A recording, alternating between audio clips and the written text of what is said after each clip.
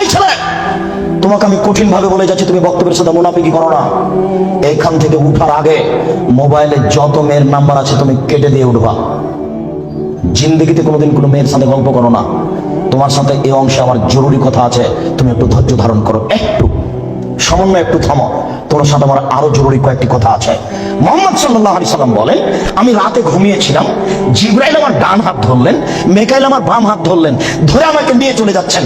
যেতে যেতে দেখি অনেক মানুষ আসাদু সাইন দেখা পান, ফুলে ফেফে বিশাল বিশাল আকৃতি ধারণ করে আছে, 50 হাত 100 হাত উঁচু উঁচু হয়ে আছে। অন্তরাহ রিহান, দুর্গন্ধে টিকা যায় না, এত গন্ধ। কান্নাহুল মারাহিজ, মনে হচ্ছে যেন তারা গ্রামের টয়লেট, মনে হচ্ছে যেন তারা গণশৌচাগার, মনে হচ্ছে যেন তারা গ্রামের টয়লেট, মনে হচ্ছে যেন তারা গ্রামের শৌচাগার। যেই শৌচাগার টয়লেট পরিষ্কার করা হয় না, গণশৌচাগার, গন্ধে টিকা যায় না, বিশাল বিশাল রূপ ধারণ করে আছে। আমি বললাম, জিবরাইল মানা হল নাই, এরা কে?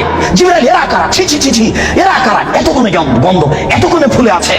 তখন জিবরাইল বললেন, অহমদ সোনাতা সাওয়ানি, এরা হলো ব্যভিচার, ব্যভিচার নেই।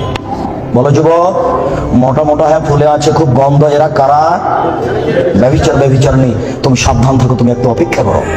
শুনুন, আল্লাহ নবী বলছেন যে আমার ডান হাত জিবরাইল ধরলেন, বাম হাত মিকাইল ধরলেন, ধরে নিয়ে চলে যাচ্ছেন। যেতে যেতে দেখি একটা গর্ত, চুলার মতো। কোন চুলা? যাতে তন্দুরি রুটি হয়। তন্দুরি রুটি চুলা দেখেছেন? ভিতরে রুটি দিয়ে সিদ্ধ হলে বের করে নেওয়া হয়, এরকম চুলা। তার ভিতরে দেখি ধাঁধা ধাঁধা ধাঁধা করে আগুন জ্বলছে। ইরতাফাও ইরতাফাও, আগুন যখন জোরে জ্বলে উঠছে তখন ওর ভিতরে যা কিছু আছে সব উপরে চলে যাচ্ছে। খামেরাত রাজা উফিহা, আর যখন আগুনটা কমে আসছে তখন সব নিচের দিকে চলে যাচ্ছে। ফিহারে চালন আমি সাউন ওরাতন, তাতে দেখি পুরুষ এবং নারী জমা ধরে আছে উলঙ্গ অবস্থায়, পরনে কাপড় নেই কারো, এভাবে জমা ধরে আছে উলঙ্গ অবস্থায়। আগুন যখন জোরে জ্বলে উঠছে ধাঁধা ধাঁধা ধাঁধা করে উপরে চলে যাচ্ছে, আবার যখন আগুন কমে যাচ্ছে তখন নিচের দিকে চলে যাচ্ছে। আর উপরে উঠলে মনে হচ্ছে যেন বের হয়ে পড়ে যাবে। দেখি সেখানে পুরুষ এবং নারী উলঙ্গ অবস্থায় জ্বলছে।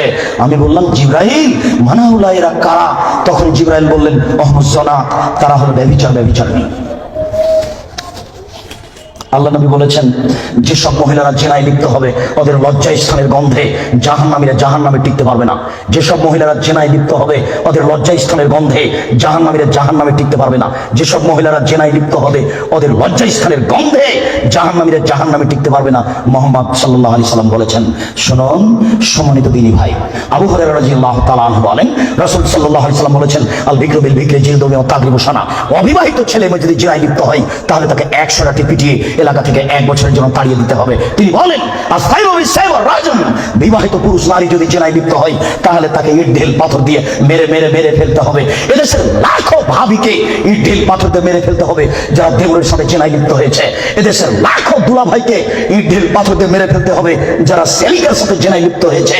এদেশের লাখো পুরুষকে ইট ঢিল পাথর দিয়ে মেরে ফেলতে হবে যাদের স্ত্রী থাকার পরেও অন্য নারীর সাথে জেনায় লিপ্ত হয়েছে।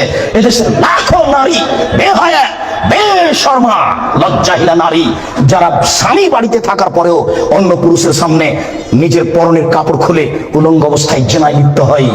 শুনুন, এদের ইট ঢেল পাথর দিয়ে মেরে মেরে মেরে ফেলতে হবে, এদের বাঁচার কোনো পথ নেই।